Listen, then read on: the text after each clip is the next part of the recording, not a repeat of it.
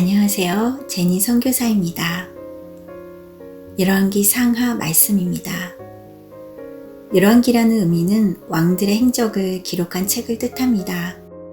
열왕기 상하는 구약의 난관입니다. 여러 왕과 시가서, 예언서를 엮어서 같이 이해하여야 하나님의 본뜻을 알 수 있습니다. 열왕기부터 신중하게 읽어야 합니다.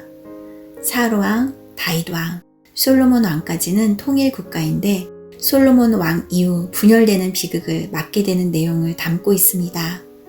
솔로몬의 아들 르호보암이 다윗 왕조의 정통성을 이어받아 유다 지파와 베냐민 지파를 중심으로 남쪽 지역의 남유다 왕국을 이룹니다. 그러나 북이스라엘 왕국은 솔로몬의 부하인 여로보암이 반역하여 10개 지파를 결성하고 북쪽 지역에 북이스라엘을 세웁니다. 남유다 왕국은 르호보암을 비롯하여 시드기야 왕까지 다윗 단일 왕조로 20명의 왕들이 다스립니다. 그러나 북이스라엘 왕국은 초대 왕 여로보암부터 마지막 왕 호세아까지 반역에 반역을 거듭하면서 9번이나 왕조가 바뀌고 19명의 왕들이 통치합니다. 결국은 북이스라엘은 아수르에 의해 망하였고 남유다는 바벨론에 멸망합니다. 그리고 왕정 시대에는 종교와 정치가 분리되어 따로 선지자라는 직임의 사명을 감당하는 종교 지도자들이 등장하게 됩니다. 다윗 왕 통치 후반부에는 나단이나 북이스라엘 왕국의 엘리야, 엘리사 같은 선지자들이 많은 활동을 하였습니다.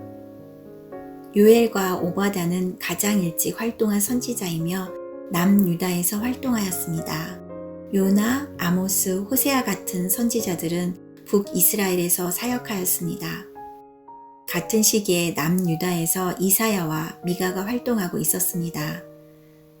나훔은 이사야 활동 말기인 남유다 16대 요시야 왕 때에 사역하였으며 스바냐는 16대 요시야 왕부터 18대 여호아김 왕 때, 하박국은 18대 여호아김 왕 때, 예레미야는 16대 요시야 왕부터 마지막 왕이 20대 시드기야 왕까지 사역하였습니다. 참고로 바벨론 포로 시대에는 에스겔, 다니엘, 학개, 스가랴, 말라기 등의 예언자들이 있었습니다. 뭔가 알 것 같은데 복잡하지요? 처음에는 왕과 선지자를 엮어서 읽다 보면 복잡하다고 느껴집니다. 그래서 예언서를 잘 파악하기 위해서 시간 순서대로 정리할 필요가 있습니다. 이 부분이 구약의 난관이지만 이 난관을 해결하면 구약을 관통하게 됩니다.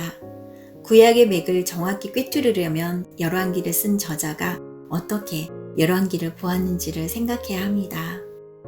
중국 소설 삼국지를 보면 저자가 임의로 유비를 주인공으로 삼았습니다.